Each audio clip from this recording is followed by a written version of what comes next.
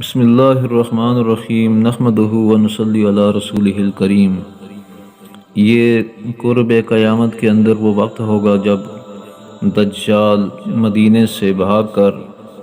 ملک شام کو روانہ ہوگا۔ جب دمشق کے قریب پہنچے گا اور حضرت امام مہدی وہاں پہلے سے پہنچ چکے ہوں گے اور لڑائی کے سامان میں مشغول ہوں گے کہ عصر کا وقت آ جائے گا اور مؤذن اذان دے گا اور لوگ نماز کی تیاری میں ہوں گے کہ اچانک حضرت عیسیٰ علیہ السلام دو فرشتوں کے کندھوں پر ہاتھ رکھے ہوئے آسمان سے اترتے نظر آئیں گے اور جامع مسجد کی مشرق کی طرف کے مینارے پر آ کر ٹھہریں گے اور وہاں سے زینہ یعنی سیڑھی لگا کر نیچے تشریف لائیں گے۔ حضرت امام سب لڑائی کا سامان ان کے سپرد کرنا چاہیں گے۔ وہ فرمائیں گے کہ لڑائی کا انتظام آپ ہی رکھیں، میں خاص دجال کے قتل کرنے کو آیا ہوں۔ غرض جب رات گزر کر صبح ہوگی، حضرت امام لشکر کو آراستہ فرمائیں گے اور حضرت عیسیٰ علیہ السلام ایک گھوڑا ایک نیزہ منگا کر دجال کی طرف بڑھیں گے اور اہل اسلام دجال کے لشکر پر حملہ کریں گے اور بہت سخت لڑائی ہوگی۔ اور اس وقت حضرت عیسیٰ علیہ السلام کی سانس میں یہ تاثیر ہوگی کہ جہاں تک نگاہ جائے وہاں تک سانس پہنچ سکے، اور جس کافر کو سانس کی ہوا لگا دیں وہ فوراً ہلاک ہو جائے۔ دجال حضرت عیسیٰ علیہ السلام کو دیکھ کر بھاگے گا،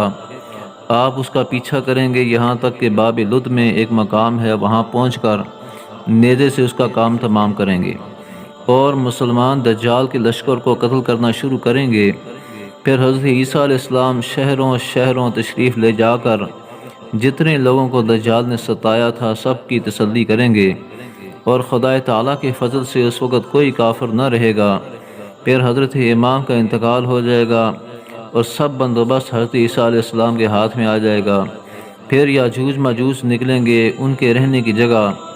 جہاں شمال کی طرف آبادی ختم ہوتی ہے اس سے بھی آگے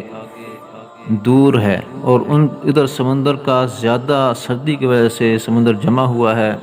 کہ اس میں جہاز بھی نہیں چل سکتا۔ حضرت عیسیٰ علیہ السلام مسلمانوں کو خدا تعالیٰ کے حکم کے موافق طور پہاڑ پر لے جائیں گے اور یاجوج ماجوج بڑا ادھم مچائیں گے۔ آخر کو اللہ تعالیٰ ان کو ہلاک کریں گے اور عیسیٰ علیہ السلام پہاڑ سے اتر آئیں گے اور 40 برس کے بعد حضرت عیسیٰ علیہ السلام وفات پائیں گے اور ہمارے پیغمبر صلی اللہ علیہ وسلم کے روضہ میں دفن ہوں گے، اور آپ کی گدی پر ایک شخص ملک یمن کے رہنے والے بیٹھیں گے جن کا نام ججاج ہوگا اور قحطان کے قبیلے سے ہوں گے اور بہت دینداری اور انصاف کے ساتھ حکومت کریں گے۔ ان کے بعد آگے پیچھے اور کئی بادشاہ ہوں گے، پھر رفتہ رفتہ نیک باتیں کم ہونا شروع ہوں گی اور بری باتیں بڑھنے لگیں گی۔ اس وقت آسمان پر ایک دھواں سا چھا جائے گا اور زمین پر برسے گا جس سے مسلمانوں کو زکام اور کافروں کو بے ہوشی ہو جائے گی۔ 40 روز کے بعد آسمان صاف ہو جائے گا اور اسی زمانے کے قریب بقر عید کا مہینہ ہوگا۔ 10ویں تاریخ کے بعد دفعتاً ایک رات اتنی لمبی ہوگی کہ مسافروں کا دل گھبرا جائے گا اور بچے سوتے سوتے اکتا جائیں گے اور چوپائے جانور جنگل میں جانے کے لیے چلانے لگیں گے اور کسی طرح صبح نہ ہوگی، یہاں تک کہ تمام آدمی ہیبت اور گھبراہٹ سے بے قرار ہو جائیں گے۔ جب 3 راتوں کے برابر وہ رات ہو چکے گی، اس وقت سورج تھوڑی روشنی لیے ہوئے جیسے گہن لگنے کے وقت ہوتا ہے مغرب کی طرف سے نکلے گا۔ اس وقت کسی کا ایمان یا توبہ قبول نہیں ہوگی۔ جب سورج اتنا اونچا ہو جائے گا جتنا دوپہر سے پہلے ہوتا ہے، پھر خدا تعالیٰ کے حکم سے مغرب ہی کی طرف لوٹے گا